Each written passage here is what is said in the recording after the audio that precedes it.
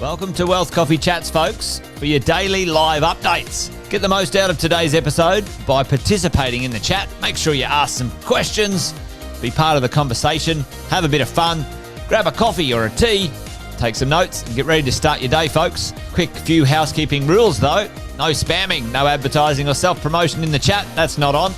Be kind and respectful to everyone when participating. And most of all, have a good time. Real estate investing can be your biggest asset. It also can be your most expensive asset when it comes to getting it right or getting it wrong, folks. It can be time-consuming, stressful, and that's why here at Positive, we have what's called a 6-star team, a full-service team that provides integrated wealth and property investing solutions and services simply designed to help you progress towards your goal of passive income through your property portfolio, folks. Make sure you check out our other podcasts on the Positive Mentor Network. Not only is there Wealth Coffee Chats, there's the Urban Property Investor. Drops every Wednesday with straight talking investing strategies and lessons with Sam Saggers. Property Investor Tales. This is where our clients, you guys, share real life stories from property investing, hosted by some of our advisors and strategists. And that's done every fortnight, dropping every Monday. Wealth, Wine and Wisdom, folks, that debriefs the week that was in the world of finance and property, hosted by yours truly, Jason Witten and Andy Fenton on Fridays. Welcome to another Wealth Coffee Chats. Marvellous Monday. Hope you're well, folks, wherever you are. If you think it's Get Rich Quick, you're in the wrong place. This is the wrong podcast. This is the wrong live for you. Welcome to another Wealth Coffee Chat. Hope you're all awesome and well. There you go, team. Good morning to you, wherever you are tuning in from this morning. A little bit under the weather this morning, team, but we're going to kick on with Wealth Coffee Chats here at a Wednesday morning and get through it together, I suppose. So, yeah, look, grab your coffee, grab your tea, whatever you need Wednesday morning. If you haven't sort of seen me around before, my name's Cass Shosted, representing the property management team here this morning, and we do this about 8:10 every Wednesday here on Wealth Coffee Chats, taking over the week. So what's been happening in your world in the past week, team? Give me a bit of a shout out in the chat. For you guys, for property management anyway, it's been a real busy week, actually. Traveling to Melbourne, back there with the team, back in sunny Queensland, which is always good to see. So a few of the regulars are joining on this morning. Kevin, good morning from me. Good evening to you. And Luke, g'day, mate. Hope you are well. So, team, a bit of another story from me today. A bit more insight into the world of property management and what actually happens out there in the marketplace. For those who've been tuning on for a little while now, week to week, we've certainly come up with some pretty cool strategies, and a few of you have reached out, which is great. And seeing some of those, theories be put into reality is really cool to see rents get up, to protect your asset and all the rest of it, which is super, super cool. So today I thought I'd share another story because I've been looking around in the world of property management, seeing what other property managers are up to, seeing what other experiences and maybe some stories out there we can share. So today, a little bit about this one that I read a couple of days ago. 7 days into a new tenancy, the tenant is leaving. What on earth happened there, right? So it's a bit of an effort, sometimes to get your property on the market, to get it ready, to present it, to do the open homes, to get someone approved, to get the deposit. And then 7 days into a new tenancy, the tenant says, I am out. Pretty incredible. Bit bizarre, actually, when I read the story. I'm going to sort of fill in the gaps, I guess, a little bit this morning in terms of what I read online, but certainly there's some lessons in this one. So I thought I'd give you guys a bit of a snapshot into that world. But team, let me know in the chat. Maybe you guys have experienced something like that before. A bit bizarre, as I say, but if you've ever had a tenant sign a lease, maybe 1-2 months into the tenancy, they've said, hey, not for me, I'm out, change of circumstances perhaps. Let me know in the chat if that's you. If not, that's okay too. Bunty, good morning. Thanks for jumping on as always. So this little story, team, I'll share with you. So property went to market. This home was newly renovated. Now, this home is in Queensland, but this can be interpreted into any other state out there, I suppose, wherever your portfolios are. Home was recently renovated, so just imagine new fixtures, fittings throughout. Had a pool situated in a very desirable suburb. Home went to the market, and of course, on Wealth Copy Chats, we talk about low vacancy rates. We talk about the strength of the rental market at the moment, and I suppose property was rented really quickly, which was really good. See a couple more jumping on. Kayla, thanks for jumping on. Alison, good to see you. Hope you're well. And property went to market. Again, recently renovated. I'm going to assume the advertising campaign, the strategies that we talk about here was implemented because this home was rented in a relatively quick time frame. So at this stage, the owner is very happy. The property manager is very happy, and what looks to be a very happy tenant as well. Agreement is made.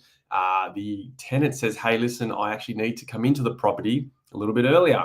Can you make that happen? The property manager says, absolutely. Right. So the property manager is doing the right thing here. We're minimizing vacancy. We are in the best interest of everyone here involved, gets the property in a position to be tenanted a little bit earlier than perhaps the availability date online. So all is good. Property manager makes it happen. Tick. Tenancy commences, keys are collected. The tenant starts completing the entry condition report. And to my knowledge, when I read this story and had a little bit of insight to it, nothing major came up on the entry condition report. So for those that don't know what an entry condition report is, we need to, go through each go through the property in its entirety, check on the rooms, fixtures, fittings, basically the condition of the property. The tenant has a chance to respond, agree or disagree, make their own notes, photos, etc. Anyhow, long story short, the entry condition report was all okay to the property manager's knowledge. So again, seems all okay, right? So things are progressing. 7 days into the tenancy, the property manager receives an email with a Form 13, which in Queensland is our notice of intention to leave. And so, think of your vacate notice, whatever that looks like for you in your state or territory. Tenant says, hey, here's my notice, 2 weeks. Property does not meet minimum standards. I am leaving. And that was that, which led the property manager to, I suppose, feel a little bit vulnerable, probably more questions than answers at that stage. There's a lot going on, right? What do you actually tell the landlord given you don't know yourself at this stage? And so what happened was the tenant never actually physically moved into the property, right? Really, really odd. Had paid their bond, had paid their signed their lease, done all that stuff. Everything was above board. Really, really bizarre. Tenant, just basically leaves. Now there could be a few reasons, and in this scenario, I'm never going to know the truth, I suppose, because I don't know who these people are. However, you could assume a couple of things. Right, number one, the property does not meet minimum standards, and there is a legitimate reason why they do not need to move in. Now, in Queensland, you can serve that notice to leave within the 7 days if the property does not meet minimum standards, which on face value is what the tenants have done. Now, who's to say it actually does or doesn't meet minimum standards is the question in this case. The property manager moves forward to sort of ask the community out there, hey, what do I do, right? What do I do? And obviously, the point to my story today is like for you guys as the investors and landlords, understanding, how your property manager works, around their process, around their execution, around their dialogue, around their knowledge of legislation, because this is kind of where it gets a little bit messy. The property manager says, hey, what do I do with the 3 weeks rent that the tenant's paid? Do I keep that? Do I pass that on to the landlord? Do I, refund that money back to the tenant given they've given possession of the property back? What do I do with the bond? Do I just refund it? Do I need to do an exit condition report, right? Bond inspection? Do I just treat this as a break lease, given they have signed a fixed lease and have taken possession of the property? Or do we just refund everything, start again, cut our losses and move on with life? So there's a few things there that the property manager could consider. In this case, the property manager had potentially done everything right up until this stage. And then it's about handling this situation given the scenario. Now, it's a really interesting one because there is a few options you could take as a landlord, in my experience. sometimes I think the first thing you can do is potentially clarify what's actually happening.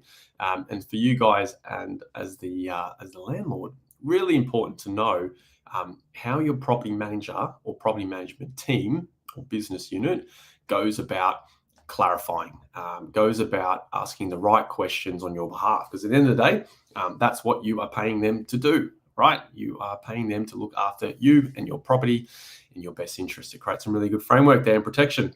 So, I wrote some notes down here. I was like, what would I do in this scenario? Well, I would want my landlord to know I'm capable of my understanding and knowledge of legislation, so I can move forward in a really good, clean way of handling this scenario, given the tenant has said, hey, listen, I'm not actually moving in and I'm not going to pay you any more rent. Now, the first thing I would do is probably clarify with the tenant, when you say it doesn't meet minimum standards, what do you mean? Highlight to me where in the property and what isn't meeting minimum standards. I think it's super important we get that. And I know we've spoken about that on on Wealth Coffee Chats here on a Wednesday before. We won't run through those minimum standards in full. G'day, Jeff. Thanks for jumping on. And Scott as well. Good stuff, team. And you want to make sure that the property's safe and secure and it's got heating and cooling and all the things that meet minimum standards, right? But given this property is recently renovated, I'm going to assume in this case that it is. I'm also going to, I'm understanding that the tenant in this case potentially hasn't even identified where the property or how the property doesn't meet minimum standards, right? So there could be a few questions there. Maybe the tenant actually just had another property lined up and they've got approved for that one and they've changed their mind. They're just trying to wiggle out of the lease.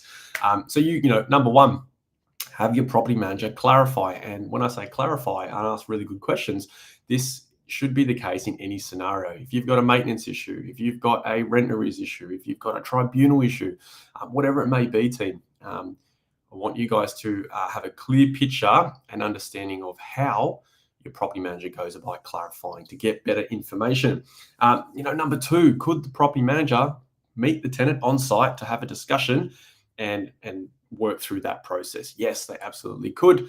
In this case, that didn't happen. Number three, if there is a dispute, I suppose, in the case the tenant wanted to stay on, there is avenues for the tenant to lodge a tribunal hearing and a conciliation, and there's a bunch of different things there. The only challenge with there I see is potentially time. Getting a hearing in 24, 48 hours is probably not going to happen, team. And time will be the issue.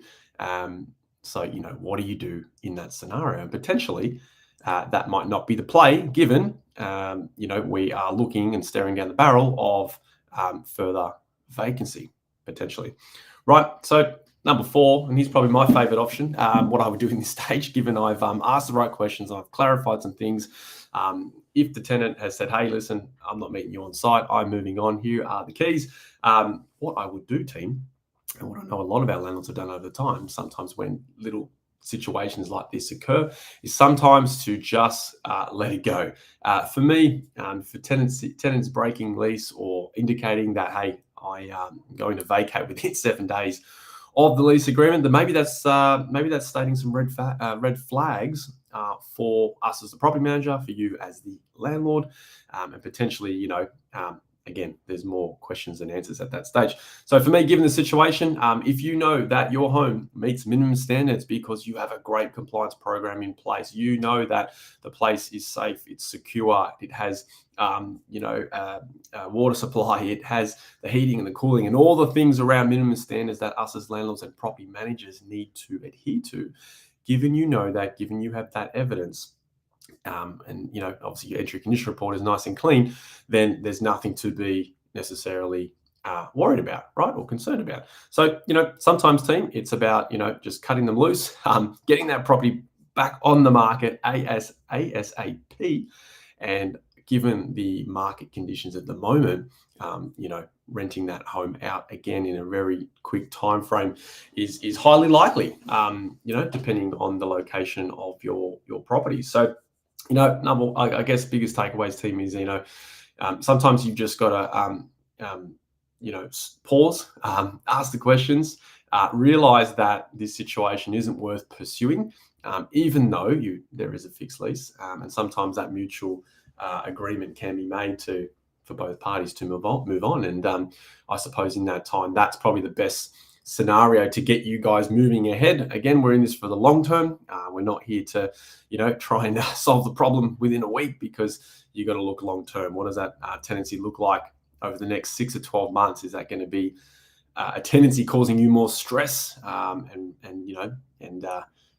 more agony, I suppose, through that tenancy? And what does that look like moving forward?